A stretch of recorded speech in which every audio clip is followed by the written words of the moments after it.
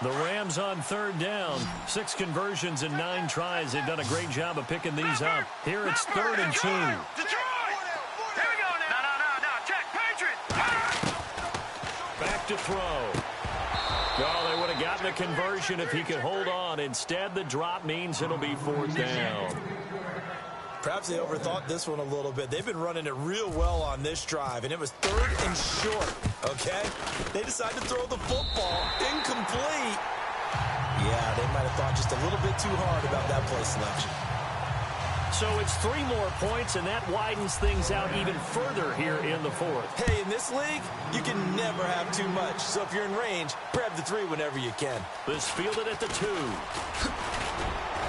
And it's a pretty good return here as he'll get it up to the 29-yard line. And out now come the Seahawks. And after the field goal last time, we'll see what they can get here. At least they got points out of the last drive, Charles. I never met an offensive coach that didn't want to drive to end with a kick. Most of them wanted to end with a PAT, right? In this case, a field goal, they'll take it.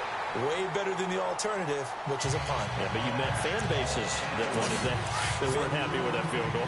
I haven't met a fan base yet that wants to drive to end with a kick, other than the extra point. That's it.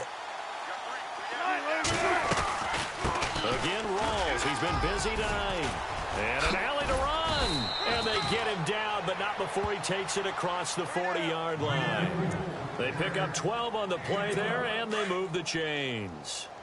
So after a run like that, I will guarantee that the head coach is saying to himself, maybe even over his headsets to the rest of the staff, what was that all game long? We needed that. That's the type of run we planned for going into the game. Didn't get much of that, but let's move it forward. Let's build on it, get ready for the next week, and let's go play. Another wayward pass. You know, things started out poorly in this game, and to be frank, they just really haven't gotten much better. And all that does is embolden the secondary. They feel good about what's going on, and they just play better and better. And he'll be taken down, but not before he gets into enemy territory. First down, Seahawks. Wilson to Baldwin. Some think that teams really won't throw a slant route unless you have a receiver that has a lot of stature to him. But sometimes the little guys, they get lost in there. People can't really locate them, and they run that quick cut on the slant, and oftentimes they can turn into big plays. 2 yards on the pickup there. It'll be 2nd and 8. That's a good play by the guys on the defensive side of the ball. Held him to a gain of 2. And that changes the playbook a little bit now for the guy calling plays. 2nd and 8. Now he's got to probably think about going to the air instead of maybe staying with the ground game. Wilson. Throw left side. Caught by the tight end Njoku. And he'll go out of bounds right around the 40. That catch good for 5. It's 3rd down. One thing I think that's safe to say defensively, the tackling's been really good. And because of that, it's been very, very hard for them to move the ball because you're not getting the benefits of run after catch. They're tackling them almost on the spot. That means you have to run extra plays, harder to move it. And he's able to pick up the first down here before he goes down at the 26. They give him 13 yards there on the play and a fresh set of downs. That was a nicely run slant route, and what the receiver's trying to do is make the defender think he's going upfield for a deeper route and then breaks it off, usually after about 3 to 4 steps, and cuts towards the middle of the field. And now what he's trying to do is use his body to keep the defender away from the football and get the quarterback a really nice target. A gain of 6 there on first.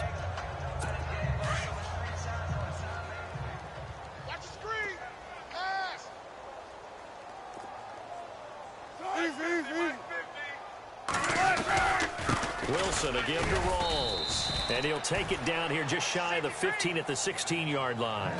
But just 4 yards on the pickup, but that's good enough to extend the drive. So many teams want to throw the ball in this situation nowadays, but I love watching a team that has enough confidence to go ahead and run the football in that situation. It's almost a tendency breaker.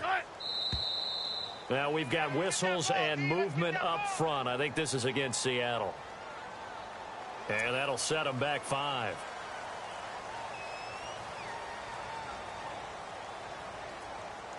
So this will be the 9th play on this drive. Man left. Hey, 4 down. Gun. From the gun, it's Wilson. Quick hitter here, it's complete. And they'll bring him down at the 13-yard line. Give him 8 on the play, and that'll bring up second down. Never make the mistake that the slot receivers, especially the little guys like we're watching here, are just quicker than fast. A lot of them combine quickness and speed, and they catch a lot of footballs, as we just saw there. This is Kelly. And he'll be brought down this time at the 5-yard line. It's an 8-yard pickup, and it leads to a 1st and goal. Well, as the play call comes in on 3rd down, you have to think about 4-down territory here. Down a few touchdowns, they need points, and they need big points. Not easy being a rookie left tackle in this league, and there they got him for the penalty. Not easy at all. Think about what you're dealing with every game you play. Ostensibly, the best pass rusher is over you on every snap. I'd be a little jumpy myself. Now they go screen. It's complete. No gain on the play there. It'll be 2nd down. So many screen passes are the result of excellent acting by everyone. But sometimes the guy who's getting the ball tips the play off. The running back, because he's eager to get the pass, but sometimes he doesn't act very well about what he's going to block. Nowhere to escape, and he goes down. The amount of sacks that they've absorbed in this game is absolutely extraordinary. Let's just face it. This offensive line, flat out, cannot handle this pass rush. It's been demonstrated time and time again. Rolls. And he goes backwards here, losing yardage back to the 16. He lost 2, and it brings up 4th. Another stop on 3rd down, and this defense still hasn't allowed a touchdown to this point. So now the field goal unit trots out there for the 3rd time tonight.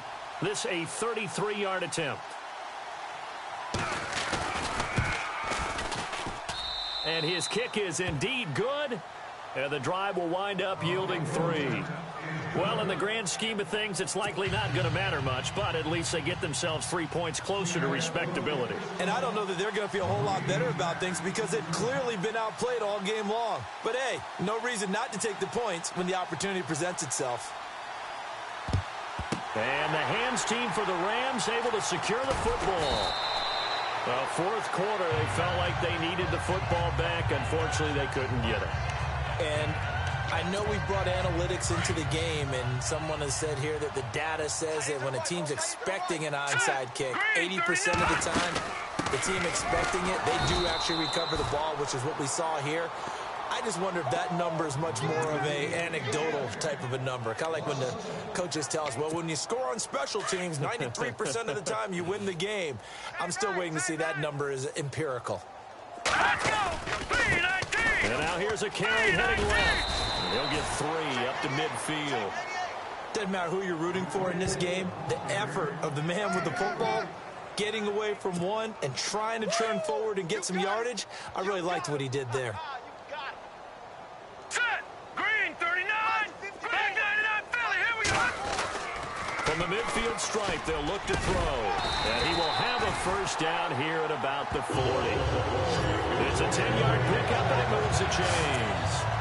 He's been the go-to guy. They needed a big play there on 3rd down. Went his way. It worked out. Doesn't matter whether they've scouted it or that they think he's going to get the ball. He has a knack for finding his way open and completing the connection. They'll try a little trickery here on the end around. It's a loss of 2 there, bringing up 2nd down. Time for a break. We'll come back and wrap up garbage time after this. So it's Rams football here as we get you reset. They've got a 2nd down now as they look to salt this one away. They'll set up a throw. Looking for his tight end on the corner. It's complete. And brought down, but not before they're inside the 25. They call it a gain of 19, and it moves the chains. There are so many things to watch for when you play defense. And reading your keys, you always hear about that, and having your eyes in the right place. Sometimes your eyes can fool you. How about that play action there? That sprang the big guy, didn't it? Able to dump it over the top to him. And all the way down inside the 5 to the 4. 19 on the last play, 19 more here at another 1st down. Great mix of play calling so far. 3 runs, 3 passes. All 3 passes have been completions. First and goal. I think on defense now, you have to almost take a chance. Rely on your scouting. Pick a play you... And he will get into the end zone. It's another touchdown. This thing is ugly. You have fun with this one, partner? I am. He's been fun to watch under center. We always talk about, getting to the next level, right? When we see people get into the zone, this guy's in the master class right now. What a performance he's putting on, just carving them up. 4 touchdown passes, carving him up is right. Seems like everything he throws is going to be a completion and going in the end zone. Out is the kickoff unit as they run up and send this one away. This is taken at the 3. And it'll be taken down just past the 20 at about the 21-yard line. And the Seahawks get ready to trot out on the field. They've lost this one. Their offense has struggled.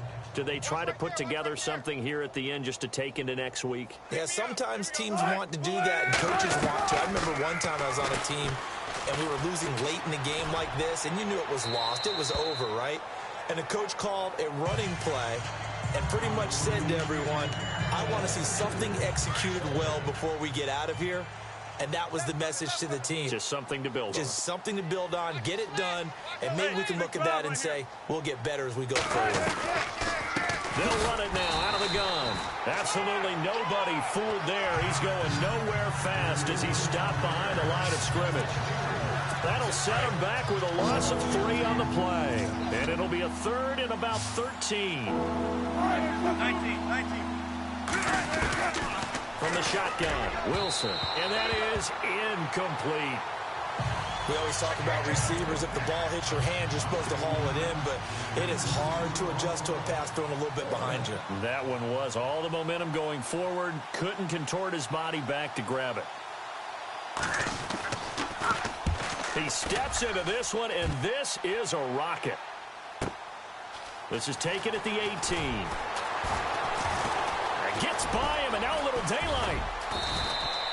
It looked like he might beat that last man. He doesn't, though, but it goes as a 32-yard return.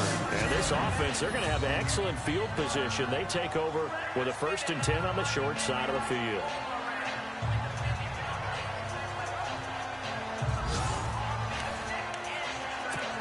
The Rams offense now making their way out to take over. And this game comfortably in hand. The scoreboard speaks for itself, but you still got your starting quarterback out there. When do you go to the backup? Let him get some time. And that's one of the great questions in the NFL, Brandon, because I'm just going to tell you, in the 2015 season, I commentated on 3 games in a row that were blowouts. And in none of them did the starting quarterback ever come out of the game for the team that had a big lead. And in each instance, I asked the coaches later on, why didn't you do that? And they all looked at me and said, just don't really do that in the NFL. These guys play, and we just play them all the way through. Now, in certain situations, they will take them out, but for the most part, they're not as worried and concerned about getting them out of the game. And that's always puzzled me a little bit. Well, Charles, it's one thing to win. It's another thing to win and put up the amount of points that they did. Boy, were they clicking on offense. They can't help but feel great about themselves, can they? I mean, what a game to put up that number of points, continually feeling they're moving the ball and things are working and clicking. They think that they can bottle this and carry it with them. And as an offensive coordinator, you just don't think you can do anything wrong. Whatever you call, run, pass, it's all going to work. That's called being in the zone. So for Los Angeles, their strong start to the year continues as they're up to 5-1. And they'll have another home date next week as the Carolina Panthers come to town. Meanwhile, for Seattle, they taste defeat for the first time this season as they drop to 5-1. And now they'll head to the bye week as they'll be back in action in Week 8.